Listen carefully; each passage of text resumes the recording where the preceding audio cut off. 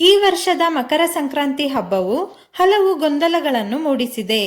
ಈ ವರ್ಷ ಅಂದರೆ 2026ರ ಮಕರ ಸಂಕ್ರಾಂತಿಯು ಜನವರಿ 14ನೇ ತಾರೀಕು ಬಂದಿದೆಯೋ ಅಥವಾ ಜನವರಿ 15ನೇ ತಾರೀಕು ಬಂದಿದೆಯೋ ಎಂದು ಹಲವು ಪ್ರಶ್ನೆಗಳಿವೆ.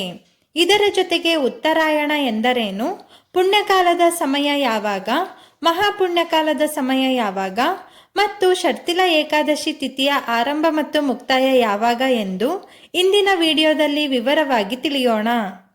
ಅದಕ್ಕೂ ಮೊದಲು ಈ ವಿಡಿಯೋಗೆ ಲೈಕ್ ಕೊಡಿ ಮತ್ತು ಸೂರ್ಯದೇವಾಯ ನಮಃ ಎಂದು ಕಮೆಂಟ್ ಮಾಡಿ.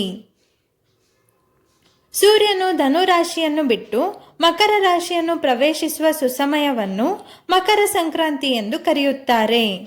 ಮಕರ ಸಂಕ್ರಮಣದಿಂದ ಆರಂಭವಾಗಿ ಕರ್ಕಾಟಕ ಸಂಕ್ರಮಣದವರೆಗಿನ ಕಾಲವನ್ನು ಉತ್ತರಾಯಣ ಎನ್ನಲಾಗುತ್ತದೆ. ಉತ್ತರಾಯಣವು ಬಹುಮುಖ್ಯ ಪಾತ್ರವನ್ನು ವಹಿಸುತ್ತದೆ. ಇನ್ನು ಪುಣ್ಯಕಾಲವೆಂದರೆ ಸೂರ್ಯನು ಒಂದು ರಾಶಿಯಿಂದ ಮತ್ತೊಂದು ರಾಶಿಗೆ ಪ್ರವೇಶಿಸುವ ಸಮಯದ ಮೊದಲು ಮತ್ತು ನಂತರದ ಕೆಲವು ಗಂಟೆಗಳ ಕಾಲವನ್ನು ಪುಣ್ಯಕಾಲ ಎನ್ನುತ್ತಾರೆ.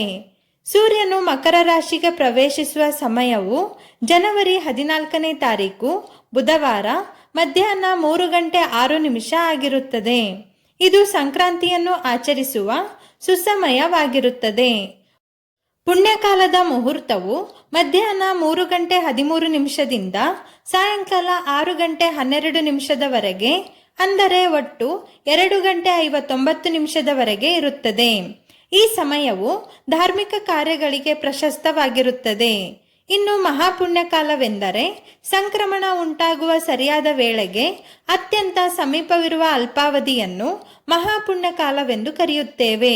ಇದು ಪ್ರಾರಂಭವಾಗುವುದು ಮಧ್ಯಾಹ್ನ 3:13ದಿಂದ ಸಾಯಂಕಾಲ 5:01 ಒಟ್ಟು ಮಹಾಪುಣ್ಯಕಾಲದ ಅವಧಿಯು 1:54 ಇರುತ್ತದೆ. ಈ ಸಮಯದಲ್ಲಿ ವಿಶೇಷವಾದ ದೇವರ ಪೂಜೆಯನ್ನು ಆಚರಣೆ ಮಾಡಬೇಕು. ಪುಣ್ಯಕಾಲ ಮತ್ತು ಮಹಾಪುಣ್ಯಕಾಲದ ಅವಧಿಯು ಬಹುಮುಖ್ಯವಾಗಿರುತ್ತದೆ. ಈ ಸಮಯದಲ್ಲಿ ನದಿ ಹಾಗೂ ಪುಣ್ಯಕ್ಷೇತ್ರಗಳಿಗೆ ಭೇಟಿ ನೀಡಬೇಕು.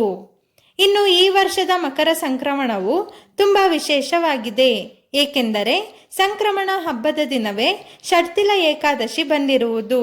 ಇದು 23 ವರ್ಷಗಳ ನಂತರ ಒಟ್ಟಿಗೆ ಬಂದಿದೆ.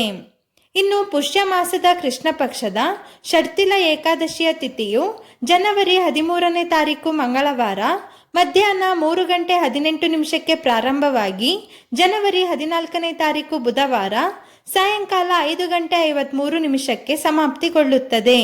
ಸೂರ್ಯೋದಯದ ತಿಥಿಗೆ ಅನುಸಾರವಾಗಿ ಮತ್ತು ಹೆಚ್ಚಿನ ಪ್ರಮಾಣದಲ್ಲಿ ಏಕಾದಶಿ ತಿಥಿಯು 14ನೇ ತಾರೀಕು ಇರುವುದರಿಂದ ಜನವರಿ 14ನೇ ತಾರೀಕು ಬುಧವಾರದ ದಿವಸ ಷಟ್ತಿಲ ಏಕಾದಶಿಯನ್ನು ಆಚರಿಸಬೇಕು. ಕೆಲವು ಕ್ಯಾಲೆಂಡರ್ಗಳ ಪ್ರಕಾರ ಈ ವರ್ಷ ಮಕರ ಸಂಕ್ರಾಂತಿಯನ್ನು ಜನವರಿ 14ನೇ ತಾರೀಕು ಆಚರಿಸಬೇಕು ಎಂದು ತಿಳಿಸಿದರೆ, ಇನ್ನು ಕೆಲವು ಕ್ಯಾಲೆಂಡರ್ಗಳ ಪ್ರಕಾರ ಜನವರಿ 15ನೇ ತಾರೀಕು ಗುರುವಾರ ಮಕರ ಸಂಕ್ರಾಂತಿಯನ್ನು ಆಚರಿಸಬೇಕು ಎಂದು ತಿಳಿಸಿವೆ. ಈ ರೀತಿ ಗೊಂದಲ ಸೃಷ್ಟಿಯಾಗಲು ಕಾರಣವೇನೆಂದರೆ, ಜನವರಿ 14ನೇ ತಾರೀಕು ಬುಧವಾರದ ದಿವಸ ಷಟ್ತಿಲ ಏಕಾದಶಿ ಇರುವ ಕಾರಣ ಆ ದಿನ ಮಕರ ಸಂಕ್ರಮಣವನ್ನು ಆಚರಿಸಬಾರದು. ಮರುದಿನ ಅಂದರೆ ಜನವರಿ 15ನೇ ತಾರೀಕು ಗುರುವಾರದ ದಿವಸ ಆಚರಿಸಬೇಕಾಗುತ್ತದೆ. ಷಟ್ತಿಲ ಏಕಾದಶಿಯು ಜನವರಿ 14ನೇ ತಾರೀಕು ಬುಧವಾರ ಸಂಜೆಯವರೆಗೂ ಕೂಡ ಏಕಾದಶಿ ತಿಥಿ ಇರುವ ಕಾರಣ ಆ ದಿನ ಸಂಕ್ರಾಂತಿ ಹಬ್ಬವನ್ನು ಆಚರಿಸಲು ಬರುವುದಿಲ್ಲ. ಏಕೆಂದರೆ ಏಕಾದಶಿಯ ದಿವಸ ಉಪವಾಸ ವ್ರತವನ್ನು ಆಚರಿಸುವುದರಿಂದ ಆ ದಿನ ಸಂಕ್ರಾಂತಿ ಹಬ್ಬವನ್ನು ಆಚರಿಸಲು ಬರುವುದಿಲ್ಲ.